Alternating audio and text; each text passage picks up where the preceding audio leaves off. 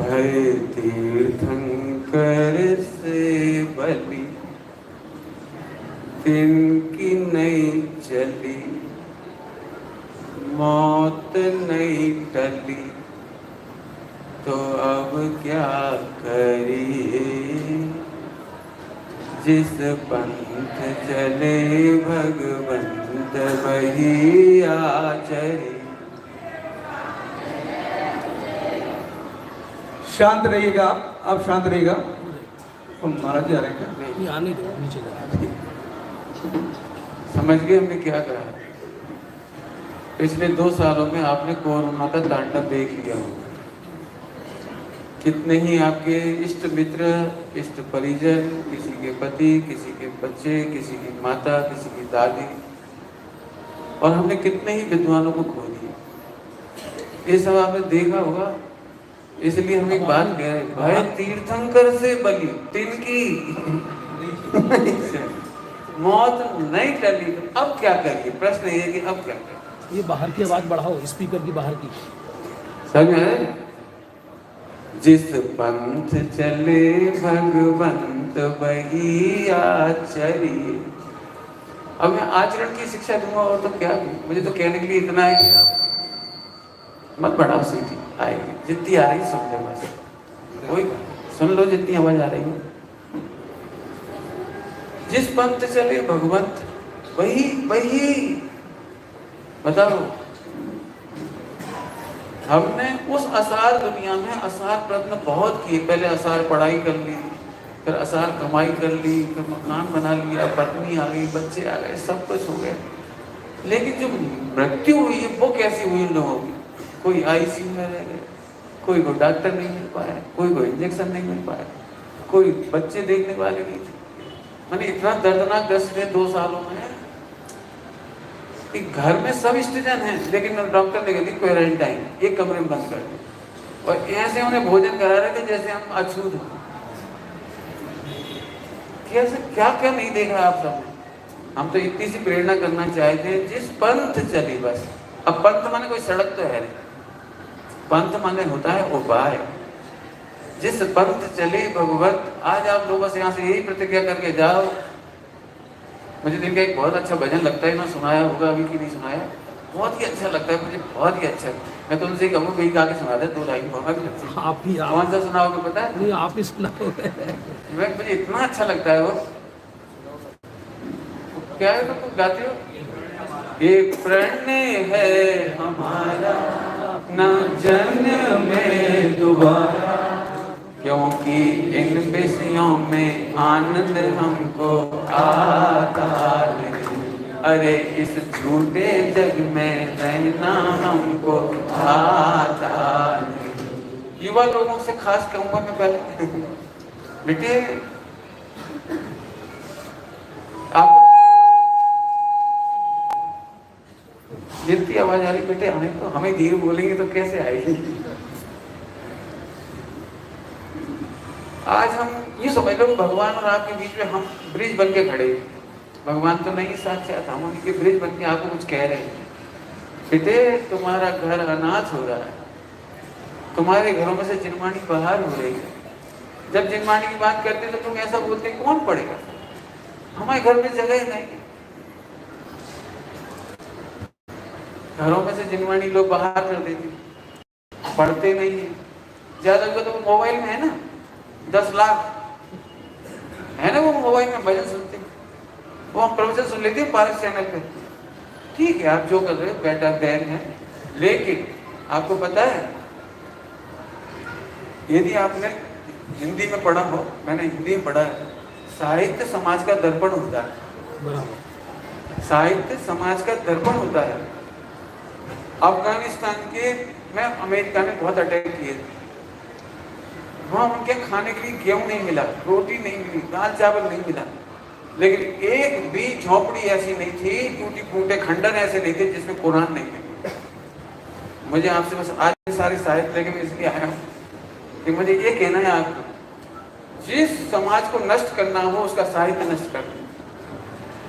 हमारे जैन शासन के ग्रंथ आप कल्पना कर सकते हो, हमारा साहित्य नष्ट करने का बहुत बड़ा षड्यंत्र किसने किया, अभी वो मैं इतिहास नहीं सुनाता हूँ, सुन लेना आप, मैं बता दूंगा आपको। इतिहास का एक पूरा वर्णन है। 6 महीने तक हमारे ग्रंथों की होली जलाई गई। उज्जैन का नवाब हमारे ताड़ पत्रों को जला करके पानी, नहाने का पानी गर्म करता। दिल्ली में हम अपने लाल मंदिर के ऊपर वो नहीं लगा सकते थे सोने का कलश। वहां के नवाब ने कह दिया था जो लोग रात्रि में भोजन नहीं करेंगे उनकी संपत्ति छीन लो, उन्हें बाहर निकाल दिया। जैनी लोग, प्रतिमाधारी लोग, धर्मात्मा लोग रात को खाते भी नहीं थे और रात को रसोई बनाने का ड्रामा करना पड़ता था, धुआं निकालना पड़ता था, खलबट्टा बजाने पड़ते थे और बोलना पड़ता था, क्योंकि जैनों के खिलाफ वहां बैठे रहते थे जासूस। भैया भूख लग रहा है, बना के नहीं बना, रुक जाओ, बस कड़ी और बन रही, बस चटनी और बट रही। ये ऐसे झूठे ड्रामे करके बरसों बीती। बेटे हमें बड़ी मुश्किलों से जैन धर्म मिला। बस आपसे एक ही बात की प्रतिज्ञा चाहते हैं कि आप एक प्रतिज्ञा करो कि यदि आपके घर में जिनवाणी है तो उसे बाहर नहीं निकालना, यदि आपके पास जिनवाणी है तो उसे पढ़ना। मैं अब बुजुर्गों से कहता हूँ, बुजुर्गों से, आप करोड़ों रुपए दान मत देना, बिल्कुल चलेगा, लेकिन अपने घर को भगवान की दिव्य धुनी से खाली मत कर। क्यों? उसकी पूरी बात कह रहा हूँ आपको समझ। मैं जानता हूँ अभी भी 99% घरों को काम नहीं होता जो मैं कहने जा रहा हूँ। एक बच्चा कॉमिक्स पढ़ता है, लेकिन हम अपने घर में जैन कॉमिक्स ही नहीं रखते, तो वो पढ़ता है जो भी मिलता है, डायमंड बुक्स। हमारे पास 200 से 250 प्रकार की जैन धर्म की कॉमिक्स दिल्ली के लाल मंदिर पे मिलती है। आप मंगा लो, हर घर में रखो, बच्चे आएंगे पढ़ेंगे, मेहमान के बच्चे पढ़ेंगे, पड़ोसी के पढ़ेंगे, मोहल्ले के पढ़ेंगे।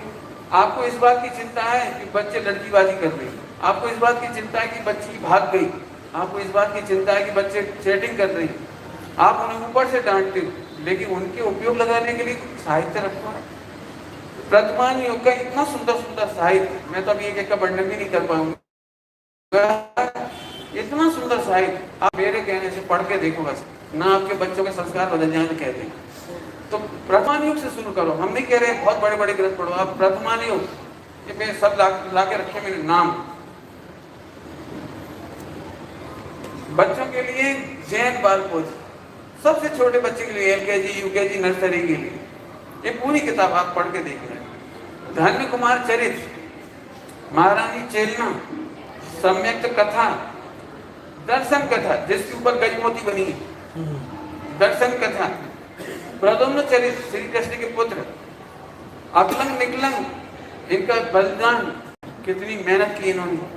भगवान पारसनाथ, मुझे तो वर्णन करने की याद आ रही कि भगवान पारसनाथ की भूमि में आपको पूरा इतिहास भी नहीं मालूम होगा, आप बता सकते हो? सम्यक शिखर जी कहते थे आपको एक पहाड़ के 20 टोंगे दिखती हैं केवल, 40 योजन का है सम्यक शिखर, यहाँ से लेकर भुवनेश्वर तक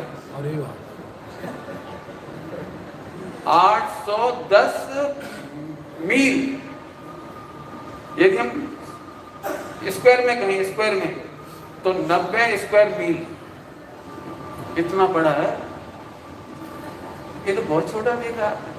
अब जरा कल्पना करो, यहाँ रावण दर्शन करने आया था और यहीं से उसको एक पंचम गुण स्थान बढ़ती त्रिलोक मंडन हाथी मिला और उसे भी ले गए थे। और जब रावण का मरण हुआ तो विभीषण ने वह भेंट उनको दी, हमारे यहाँ पंचम गुण स्थान बढ़ती, ये आपके योग है, ये जी बहुत बात है। उन्हें दिया रामचंद्र जी को, और वो विमान था ना पुष्पक विमान, उसमें उसे हाथी को लेकर आए थे। और जैसे ही भरत को देखा, भरत को सम्यक दृष्टि हुआ, अनुवृत्ति हुआ। ये कहानियों में इसी जंगल की कहानी है, इसी जंगल में इन्हीं पारसनाथ भगवान को सम्यक दर्शन हुआ है। हाथी की पर्याय में यही थे वो। अभी तो पूरी बात बताऊंगा, तो मैंने एक बना लिया पूरी जानकारी। 5000 मुनिराजों का भी यहाँ पर जंगल में रहने की व्यवस्था है। जंगल में ग्रंथ लिखने की डेस्क है, सर्वाइकल नहीं हो जाए ऐसे मुनिराजों के आराम करने की शिलाएं, सर्वाइकल ना हो। ध्यान की निशान है, निशान पद्मासन जैसे बैठते हैं एक स्थान पर बारंबार, उस स्थान पर पद्मासन के निशान। मैं कहाँ तक बताऊंगा, इतनी जल्दी तो आपको पूरी बात भी नहीं बता सकता, लेकिन मैं ये कहना चाह रहा हूँ कि यहाँ देखने के लिए बहुत कुछ है।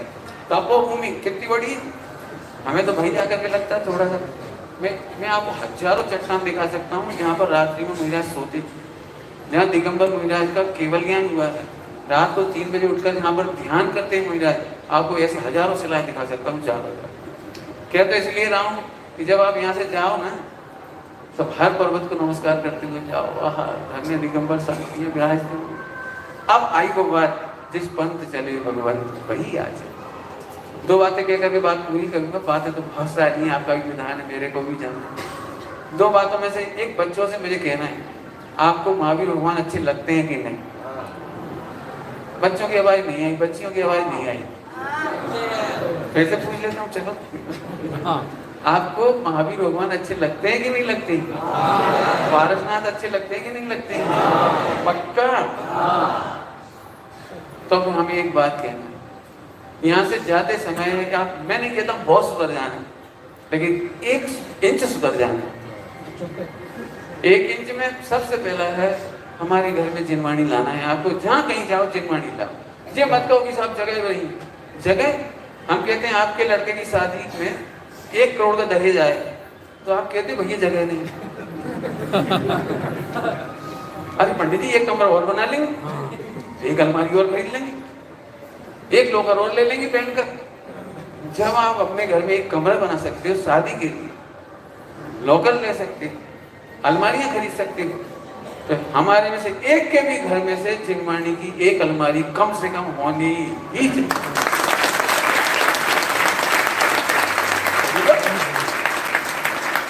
कभी नहीं निकालना जिनवाणी। क्यों? मैं फिर कह रहा हूँ, जिनवाणी होती है वो प्रत्यक्ष पढ़ता है आदमी। जैसे एक मोक्ष बाग बता सकती है, तुम्हारे पास मोबाइल है, तुम मोबाइल में पढ़ लोगे, तुम्हारे दादाजी कैसे पढ़े? तुम्हारी मम्मी बीमार है आधी रात को 2 बजे, वो कैसे पढ़े? लेकिन मोक्ष मार्ग प्रकाश संगीत वो पढ़ लेगी, 6 डाला है तो वो पढ़ लेगी। लेकिन घर में से ग्रंथों का अभाव होना माने हमारे जैन शासन का अभाव। सही बात। एक काम बिल्कुल जिनवाणी लानी है, 10-10 प्रतियां लानी है। पसंद आने वाले ग्रंथ 10-10 रखो। आपके घर में मेहमान आते, उन्हें तिलक करती हो, रुपया देती हो, कपड़ा देती हो, चलो 1 कॉमिक्स ले लो। जैसे अभी अलग ने दिखाई, कितनी सुंदर किताब है। मैं आपको इसका एक पेज दिखाऊं ना, ऐसे सुंदर चित्रों से सजी हुई। आजकल बच्चे चित्र वाली किताब चाहते हैं। ये पौराणिक कहानी के 6 भाग, जैन धर्म की कहानी के 25 भाग, बिल्कुल सरल हिंदी में आप उन्हें ले सकते हो। और ये तो मैं चाहता हूँ कि आप इसे छपा लेना वहाँ 1000 सदाचार नियमावली। मैं जब छोटा था, महिपाल जी, मैं छोटा था, जब बिल्कुल छोटा था, दूसरी पढ़ता था, तो हमें रात में कहा जाता था कि जब तक हम सो रहे हैं तब तक खाने पीने का त्याग। मैं ये तो बहुत बढ़िया, ये तो बहुत ही अच्छा, सो रहे जब तक, जगेंगे तो किताब है। उस समय जो बचपन का संस्कार हुआ हमें कि हमें छोटे नियम लेना सीखा। इसमें भी छोटे नियम है। यदि तुम में से कोई बहुत बिगड़ा हुआ लड़का हो, जिसे डर लगता हो कि हम अंदर भी नहीं जा सकते, हम तो बाहर ही हुआ, मैं उस बच्चे से भी ये कहना चाह रहा हूँ, केवल इसे जरूर रख लेना। कोई किताब नहीं रखो तो इसे रखना। इसमें क्या लिखा है मैं बताता हूँ। जैसे मंदिर चलोगे, वो कह रहा है मैं नहीं सुधरूंगा, मत सुधर भैया। तू 24 घंटे तो आलू नहीं खाएगा ना, 24 घंटे तो प्याज नहीं खाएगा ना, तो एक काम कर, 2 घंटा खाऊंगा, 22 घंटा नहीं खाऊंगा, इतना त्याग कर। खा लेना तू 1 घंटा सुबह खा लेना, 1 घंटा शाम को खा लेना। अब तो ठीक कि नहीं, शाम में 4 बार खाऊंगा, तो ठीक है, तू आधा घंटा 4 बार खा लेना, ऐसे 2 घंटा करें। अब बताओ क्या करेंगे? एक नियम बताया मैंने, ऐसे आप रात्रि भोजन, पानी, जिस पंथ चले उसका छोटा सा रास्ता आपको बता रहा हूँ। स्वाध्याय पढ़ सकते हो, सुन सकते हो, 2 अक्षर पढ़ो जरूर, ठीक है। एक बहुत सुंदर नाटक, इसकी तारीफ करने का भी समय नहीं मेरे पास। आप में से जो लोग भी स्वाध्यायी हो, जिन भक्ति सिंधु, एकदम नई पुस्तक आई है, भक्तियों के संग्रह है। इस समय यदि पृथ्वी पर, मुझे, मैं अपनी तरफ से कह रहा हूँ, पृथ्वी मैंने हमारे भारत की समझ कि मेरे लिए यदि कोई सन्मार्ग दाता है, निमित्त है मेरे लिए, जिन्होंने मुझे इस मार्ग में लगाया है, आगे बढ़ाया है, वो है पूजनीय ब्रह्मचारी रविंद्र कुमार जी साहब, आत्मन अमायन। उनका साहित्य आप पढ़ के देखो, इसमें भक्ति ही भक्तियां हैं। एक बार पढ़ के देखो। ये जो साहित्य है, मैंने कल रात को ही बताया था, आप लोग नहीं थे, किसी को कुछ समझ में नहीं आता, कुछ भी। संस्कृत नहीं आती, प्राकृत समझ में नहीं आती, कुछ नहीं आती। तो एक माँ ने अपने बच्चों को लेटर लिख लिख करके धर्म सिखाया है। मेरे कहने से एक बार इसके लेटर पढ़ लेना बस। बराबर। केवल बच्चों को समझाने के लिए एक माँ ने दूर रहते हुए लेटर लिखे, वो आप इसमें से पढ़ लेना। एक पुस्तक तत्व ज्ञान तरंगिणी, जिन लोगों के लिए खास तौर से 60-70 से ऊपर हो गए और उन्हें अब कुछ नहीं चाहिए समाधि मरण तक, तो जी एक किताब बहुत है उन्हें समाधि मरण कराने। एक एक छंद चूस हो आप। तो एक तो मैंने साहित्य का परिचय दे दिया, एक हमारे पास ग्रंथ है जिसे मैं चाहूंगा अपना लाइव। हाँ ये बात। एक दुर्लभ कृति, मुझे नहीं पता अगली बार छपेगी कि नहीं छपेगी। उत्तम चंद जी साहब ने संस्कृत आचार्य कुलकुल स्वामी, सॉरी अमृतचंद स्वामी और जयसेन स्वामी, दोनों आचार्यों की कंपैरेटिवली सरल हिंदी संस्कृत की इसमें की है, इसलिए थोड़ा मोटा हो गया है। ये कृति अभी तक कहीं नहीं थी अपने पास, पूरे हिंदुस्तान में सब ढूंढते थे, कहीं नहीं मिलती थी। पहली बार ये इनके ट्रस्ट ने छपाया है, कुलकुल कांति से ट्रस्ट। मैं तो ये चाहूंगा जहाँ पर पंचास्ती का मतलब समझते हो, यदि आपको समय सार समझ में नहीं आता है, प्रवचन सार जी समझ में नहीं आता है, नियम सार जी समझ में नहीं आता है, तो ये 6 डाला वाला ग्रंथ है आचार्य कुलकुल स्वामी का। बराबर। द्रव्य संग्रह वाला ग्रंथ है, यूँ समझ लीजिए। बिल्कुल सरल भाषा में 6 डाला है, ये समझ लीजिए। तो ये हर घर के लिए हमारी संस्था से आप नीचे हम मैंने विराजमान करेंगे इनको। जितने मात्रा में आप ले जाना चाहें ले जाइए, जो आप डालना चाहें धनराशि वो उसमें डाल दीजिए, नहीं डालें तो भी कोई दिक्कत नहीं। हमारी तरफ से साधारण की भेंट आपको तो 5 जनों को इन्होंने कुछ दिया है, अवार्ड क्या कुछ दिया है, जो भी भेंट किया है। तो हम चाहेंगे हर व्यक्ति के लिए, हर परिवार के लिए एक प्रति आप इसे भी लें। और एक है जैन भूगोल, ये भी इसी लेखिका का है, उज्ज्वला साह, एक ही लेखिका का है। मैं ये तो नहीं कहता कि आपको गणित समझ में आएगा, 3 लोग समझ में आएंगे, नदी सोटी समझ में आएगा, नरक के वर्णन समझ में आएंगे, लेकिन एक बात कह सकता हूँ, जिसे कुछ समझ में नहीं आता उसे इसमें से पढ़ने के बाद जैन भूगोल पूरा समझ में आएगा। आप चाहो तो एक बार पढ़ के देख लेना। इसमें भी इतना सरलीकरण अभी तक हिंदुस्तान में किसी ने इतना सरलीकरण नहीं किया। एक जितेंद्र राठी करके एक शास्त्री है, राठी मैं समझ गया, वो नॉन जैन। उस व्यक्ति को इतना अच्छे लगे वो 20 प्रवचन, वीडियो प्रवचन, उसने वर्ड टू वर्ड लिखा है। जो ग्रस्त है, पत्नी बच्चों के साथ रहता है, उसने जितेंद्र राठी मैंने नॉन जैन, उसने इसको संपादित भी किया, इसका हिंदी किया, वो क्या कहलाता है वर्ड टू वर्ड लिखा और इसको प्रकाशित कराया। तो जो लोग थोड़ा भी 3 लोग की रुचि रखते हो, थोड़ी सी भी, मैं तो बच्चे भी पढ़ेंगे तो उन्हें मजा आएगा। तो एक ये प्रस्तुति, एक किताब हम आपको कम से कम मैं समझता हूँ 100 परिवार यहाँ आए हों तो 100 प्रति एक घर में जरूर ले जाए। पैसे की कोई बात नहीं है, हमारी भेंट आपको है, ये आप समझ लीजिए। चलो एक बात तो हो गई, जिनवाणी माता नहीं निकलेगी तो आपको पता है स्त्री से घर की रचना होती है। जिस घर में स्त्री नहीं होती उस घर का विनाश हो जाता है। युवक क्या करेंगे, पुरुष क्या करेंगे। जिनवाणी माता जिस घर में रहती है उस घर में मोक्ष मार्ग की परंपरा चलती है।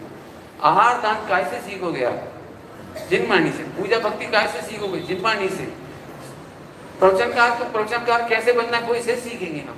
समाधि कैसे करना सीखेंगे वो इसी सीखेंगे। इसलिए एक चीज तो है कि जिनवाणी माता जरूर होना, नंबर 1। अब नंबर 2 बोलो, देखो बोलो। यदि आपको पारसनाथ भगवान अच्छे लगते हैं, महावीर भगवान अच्छे लगते हैं, जैन शासन अच्छा लगता है और आपको लगता है टाइम तो बुरा है, चलो 1 मिनट बोल देता हूँ। एक घटना सुनाने का मन करता है। सुनाओ। हिंदुस्तान पाकिस्तान का विभाजन हुआ 15 अगस्त 47। उस समय आपको पता होगा कि वहां से रेलें डेड बॉडियों से भरी हुई आई थी और अमृतसर से सारे मुसलमानों को काट देते थे। वे वहां डेड बॉडी पहुंचती थी लाहौर और कराची। ये घटना बहुत फेमस है। मुझे इस बात की चिंता थी कि जैनों का क्या हुआ। हमारे जैन लोग वहाँ रहते थे मुल्तान नगर में, डेरा गाजी खान में, इनका क्या हुआ। तो मैंने खोज की, पता लगाया जो लोग वहां से शरणार्थी बन के पूरे भारत आए थे 15 अगस्त के पहले आए थे, उन सब का क्या होगा? मैंने जब उनसे पूछा आदर्श नगर में जाकर के, वहां मुल्तान के लोग आदर्श नगर, नहीं आप ये बता दो उस दिन जैनों का क्या हुआ? आपको सुनकर एक प्रसन्नता होगी। वर्ल्ड के कहीं भी दंगे होते हैं, बाढ़ होती है, अभी बाढ़ आई थी यहाँ पिछले साल, आप कल्पना कर सकते हो हमारा एक भी जैन उससे प्रभावित नहीं हुआ और एक भी जैन मंदिर बाढ़ में प्रभावित नहीं हुआ, बिहार की बाढ़। ऐसे ही मुल्तान से और डेरा गाजी खान से हमारे 100% जैनी, 1% जैनी हवाई जहाज से आए, 99% जैनी पैदल पैदल आए। लेकिन आपको जानकर प्रसन्नता होगी जो जिनवाणी और देव शास्त्र की आराधना करते हैं उनमें से एक को भी खरोंच नहीं आई।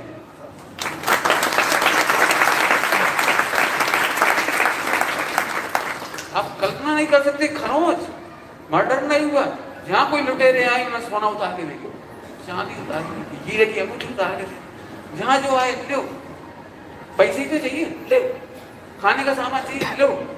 आप कल्पना कर सकते हो भारत आते आते वो जीरो हुए, बिल्डिंग ला नहीं सकते थे, बिजनेस ला नहीं सकते थे, तिजोरियां ला नहीं सकते थे, बैंक ला नहीं सकते थे, जीरो।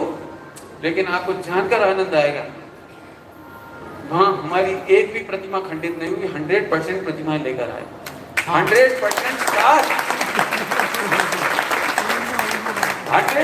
शास्त्र लेकर आए।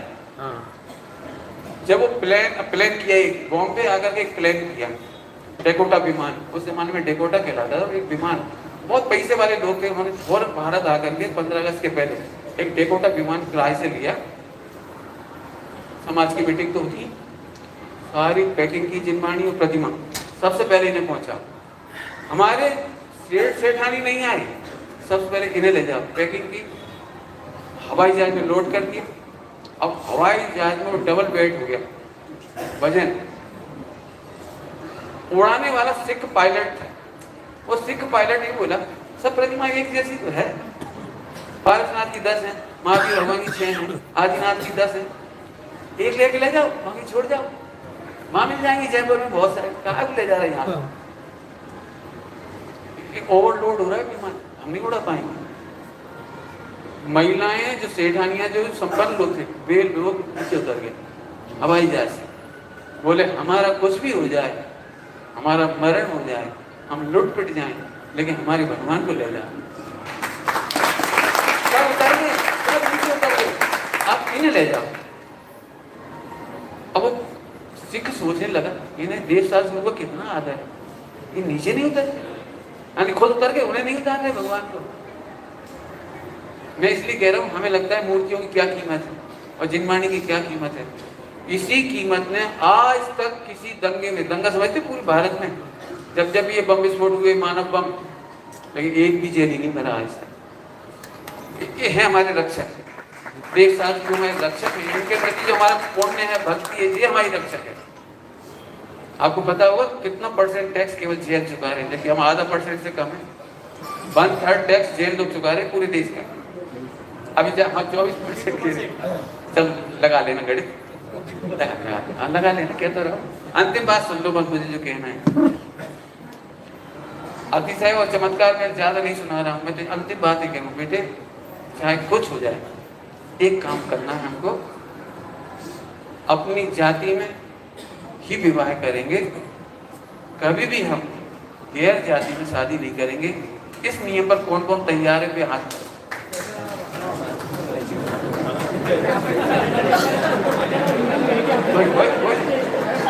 बहुत सुनो सुनो सुनो, शांत हो जाए, शांत हो जाए। भाई साहब क्या कह रहे हैं सुनो, हम अगर बुजुर्गों ने भी उठाए तो उसका क्लियरिफिकेशन दे रहे हैं। हाँ हाँ बिल्कुल ठीक है, आप समझ लो। मैं आप सबकी सहमति चाहता था, तो बुजुर्गों ने हाथ उठाया, इसका मतलब नहीं कि वो शादी करेंगे, वे अपने बच्चों की शादी से बचाएंगे। बुजुर्गों का एक काम है कि उससे बचाएंगे। तो युवाओं से इसलिए कह रहे, बच्चियों से इसलिए कह रहे, बेटे जब हमारे घर में कोई अजैन आता है ना, तो हमारे खाने पीने का कल्चर बिगड़ता है। उस घर में बुनियादी को आहार दान 18,500 बस नहीं होगा। आपके बच्चों को आप नमोकार में नहीं सिखा पाओगे, बच्चे माँ के पास रहते हैं, अजैन माँ आएगी तो वो वही सिखाएगी, वो जो जानती है मंगलवार और शुक्रवार और शनिवार। समझ गए बेटे? तो एक नियम आपका ये हो गया कि हम कभी गैर जाति में नहीं करेंगे, अपने माता पिता की आज्ञा से करेंगे और आगम की मर्यादा में करेंगे। यदि मम्मी पापा भी गए ना कर ले, तो हम आगम की मर्यादा में करेंगे, उनकी बात भी नहीं मानेंगे। तो एक तो ये बात हो गई। दूसरी बात, पता नहीं अब मान पाओगे कि नहीं मान पाओगे, थोड़ी कठिन है, कहो तो कह तो देते ही। फिर से तो बात करता हूँ, जैन साहित्य इसकी महिमा बताई और जैन संस्कृति की महिमा है, वो हमारी रक्षा करती है। हम संस्कृति का नाश कर देंगे तो हमारा ही नाश हो जाएगा। एक बहुत गंदा काम हो रहा है शादियों में, पैसा तो है जैन समाज के पास, लेकिन दूल्हा दुल्हन ही नाचन नहीं। ये नहीं होना चाहिए। हमारी दुल्हन, हमारे घर की बहू, हमारे घर की सीता है, हमारे घर की अंजना है, हमारे घर की शान है। जेवरात कहाँ रखते हो आप? जेवरात रत्न कहाँ रखते हो आप? छिपा के रखते हो। बेटियों को कहना चाह रहा हूँ, बेटियों को तुम अपने को रत्न समझो, कचरा मत समझो। आप बेस्या नहीं हो जो बाजे वाले के सामने नाच रहे, वो सीटी मार रहा है, वो आपकी मोबाइल पे वीडियो बना रहा है। आप बेस्या नहीं हो, आप जैन शासन के मुकुट हो, सिर पे रहने लायक हो। आपसे हमारा जैन शासन चलने वाला है। एक भी लड़की या लड़का यदि आप में से इतना बड़ा नियम लेता, बड़ा तो लगता है वो थोड़ा, क्यों आजकल माहौल खराब है, लेकिन हम फिर कह रहे हैं हमारे पास बेस्या कल्चर नहीं है, हमारे पास सीता कल्चर है। हम देश शास्त्र की रक्षा तब कर पाएंगे जब हम बेस्याओं की तरह नाचेंगे। एक महिला संगीत वाला नियम सोच लो, यदि कोई हिम्मत वाला हो तो हाथ खड़ा करो। एक ने किया हाथ खड़ा, दो ने, चलो बहुत बढ़िया। पूरी सभा ही है। नहीं, हाथ तो खड़े करना जैसे हो सकते हो। बच्चियां नाचने तैयार है, इसके मतलब? हाँ तो अच्छा, आप सुनाई नहीं पड़ा। बच्चियां शादी के समय दूल्हा दुल्हन जैसे नाचते हैं सबके सामने, वैसे नाचने का नहीं चाहिए। सोच लो भाई, हमें तो बिल्कुल बेस्या कल्चर लगता है। हमारे घर की बहू और किसी के सामने नाचे, कमर मटकाए, कूले मटकाए, क्या ढोर जैसी बात करती बिल्कुल। तो एक काम नहीं करना जिंदगी में, ये दो काम नहीं करना, बाकी हम फिर कभी मिलेंगे आपको तब बताएंगे। हाँ, बच्चों के लिए और ये विद्यालय चलाते हूँ, बच्चों के लिए आपके घरों में रोज सुबह उठ करके आप इसमें से एक गीत गा सकते हो समूह में। और बच्चों के स्कूल में दोनों किताबें, ये दोनों किताबें बच्चों के स्कूल में चलेंगी। और चूंकि मैं लाया इसलिए था कि आप अच्छा कौन लोगे, मैं पूरे संघ को तो नहीं दे सकता ये सारी किताबें, लेकिन मैं एड्रेस इसमें है तो एक सेट दे रहा हूँ आपके। एक सेट आप यहाँ से मेरे से लेंगे और इसके एड्रेस आप सबको हमारी